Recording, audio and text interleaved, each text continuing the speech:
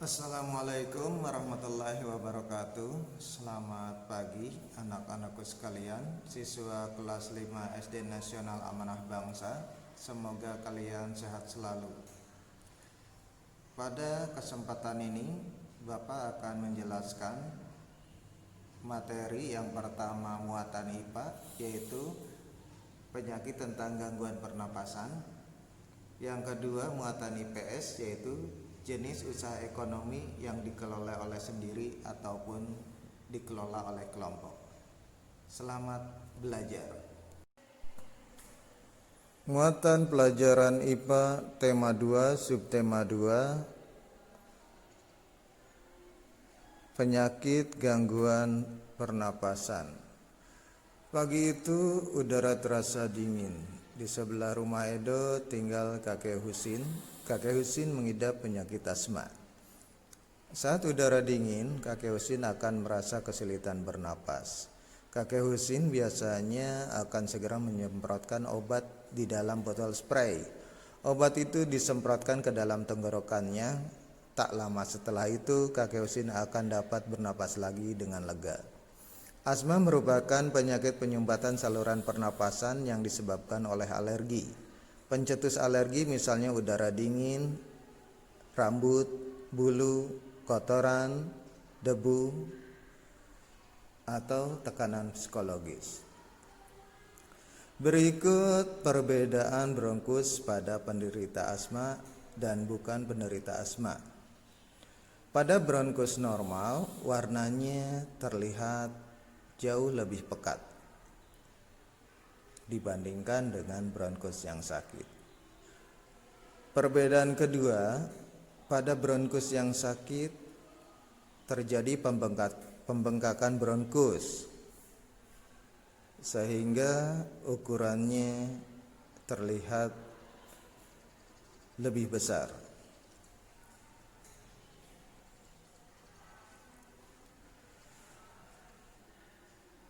Apa saja gejala awal penyakit asma? Yang pertama, batuk, terutama pada malam hari atau dini hari. Yang kedua, sesak napas. Yang ketiga, napas berbunyi yang terdengar jika pasien menghembuskan napasnya. Yang keempat, rasa berat di dada. Dan yang kelima, dahak sulit keluar. Selanjutnya, gejala berat penyakit asma. Yang pertama, serangan batuk hebat. Yang kedua, sesak napas yang hebat, yang berat. Yang ketiga, napas tersengal-sengal. Yang keempat, sianosis.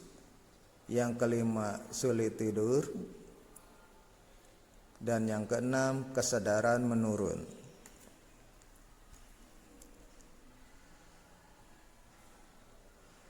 Bagaimana posisi tidur terbaik bagi pasien asma yang mengalami gejala berat?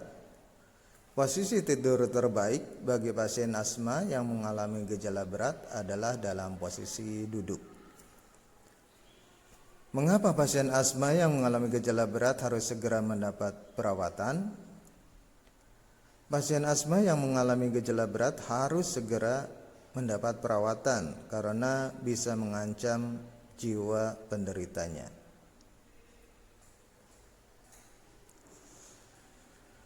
Selain asma, ada penyakit organ pernapasan manusia yang lain, yaitu bronkitis.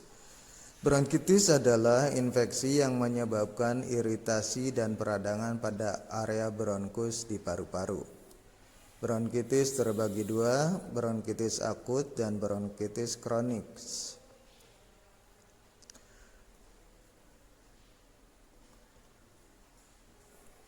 Bronkitis akut seringkali berkembang dari pilek atau infeksi pernapasan lainnya. Bronkitis akut adalah jenis bronkitis yang paling umum. Bronkitis akut atau yang disebut juga pilek dada biasanya dapat membaik dalam waktu seminggu sampai 10 hari tanpa efek jangka panjang, meskipun batuknya dapat bertahan selama berminggu-minggu.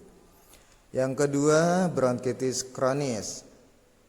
Bronkitis kronis adalah suatu kondisi yang lebih serius. Ini adalah bronkitis atau kondisi ketika terjadi iritasi atau peradangan pada selaput bronkial yang berulang, yang seringkali disebabkan oleh kebiasaan merokok. Bila kamu mengalami serangan bronkitis berulang, ada kemungkinan kamu mengidap penyakit kronis, sehingga perlu mendapatkan penanganan medis secara secepatnya. Bronkitis kronis adalah salah satu kondisi yang termasuk dalam penyakit paru-paru obstruktif kronis.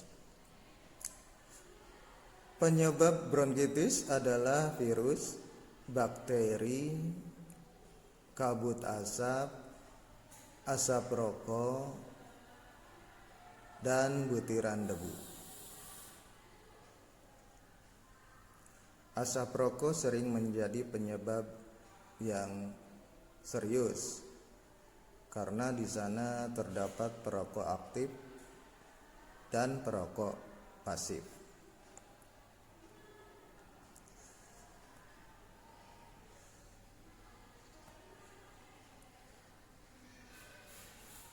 Gejala penyakit bronkitis. Yang pertama batuk, kemudian sesak napas, yang ketiga sakit tenggorokan, nyeri dada, penurunan kesadaran. Penyakit organ manusia yang lain adalah pneumonia. Pneumonia adalah peradangan paru-paru yang disebabkan oleh infeksi, penyebabnya bakteri, virus, dan jamur. Gejala penyakit pneumonia adalah pertama demam, kedua batuk kering, yang ketiga sesak napas, yang keempat berkeringat, yang kelima selera makan menurun, yang kelima detak jantung meningkat, 6 nyeri dada, 7 mual dan muntah, 8 diare, 9 lemas, dan ke-10 menggigil. Selanjutnya penyakit pernapasan adalah influenza. Influenza adalah penyakit yang menyerang hidung, tenggorokan, dan paru-paru.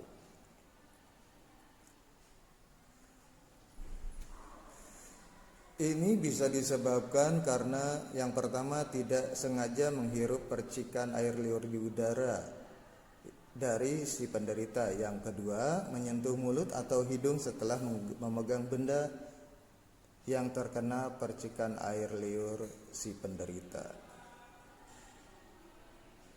Gejala penyakit influenza adalah sakit tenggorokan, demam, sakit kepala, pegal-pegal dan nyeri otot, hidung tersumbat, dan batuk. Muatan pelajaran IPS tema 2, subtema 2, yaitu usaha ekonomi yang dikelola oleh perorangan dan oleh kelompok.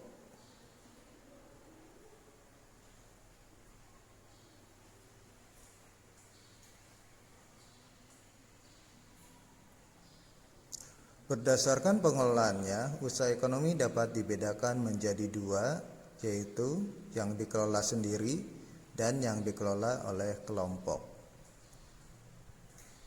Usaha ekonomi yang dikelola oleh sendiri atau perseorangan biasanya modalnya terbatas. Contoh usaha ekonomi yang dikelola sendiri adalah usaha pertanian. Seorang petani kebanyakan mengelola usaha pertanian secara perseorangan dengan modal terbatas. Meskipun demikian, ada juga usaha pertanian yang dilakukan secara besar-besaran. Industri kecil. Industri kecil biasanya berupa industri rumah tangga. Industri kecil biasanya dikelola secara perseorangan. Contoh, industri kerajinan, industri keramik, kerajinan anyaman, dan tembikar. Selanjutnya usaha perdagangan. Usaha perdagangan yang dikelola secara perseorangan biasanya perdagangan dalam jumlah kecil sampai menengah. Contohnya membuka warung, penjajah keliling, pedagang kaki lima, pedagang di lapak-lapak pasar, dan pedagang hasil bumi. Selanjutnya usaha jasa. Banyak usaha jasa yang dikelola secara perseorangan. Contoh usaha jasa, usaha salon, bengkel, fotokopi, tukang cukur, dan tukang pijit. Usaha ekonomi yang dikelola kelompok. Usaha ekonomi yang dikelola secara berkelompok adalah usaha yang dijalankan secara bersama-sama, baik dalam hal modal, pengelolaan, maupun dalam hal bagi hasil. Contoh usahanya adalah firma. Firma adalah perusahaan yang didirikan oleh sedikitnya 2 orang. Biasanya pendiri firma saling kenal. Setiap anggota firma mempunyai hak atas nama firma. Risiko tindakan anggota firma ditanggung bersama. Yang kedua, CV. CV adalah perusahaan yang didirikan oleh 1 orang pengusaha atau lebih. Modal CV berasal dari pengusaha dan beberapa penanam modal. Pengusaha menjadi pimpinan perusahaan dan bertanggung jawab atas kelangsungan hidup perusahaan.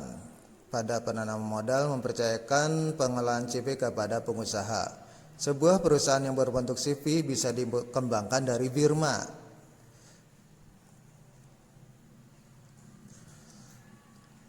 Selanjutnya PT atau perseroan terbatas adalah perusahaan yang modalnya diperoleh dari penjualan saham.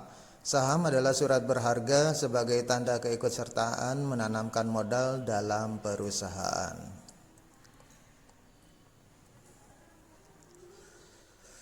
Selanjutnya BUMN. BUMN atau perusahaan negara adalah perusahaan yang seluruh modalnya dimiliki oleh negara. Ada 3 bentuk perusahaan negara, yaitu perusahaan jawatan, perusahaan umum, dan perusahaan perseroan.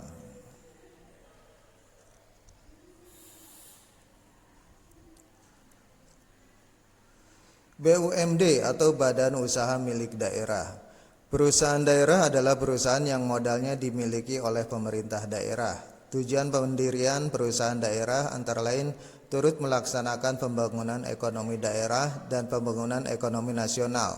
Selain itu, perusahaan daerah juga bertujuan untuk memenuhi kebutuhan daerah.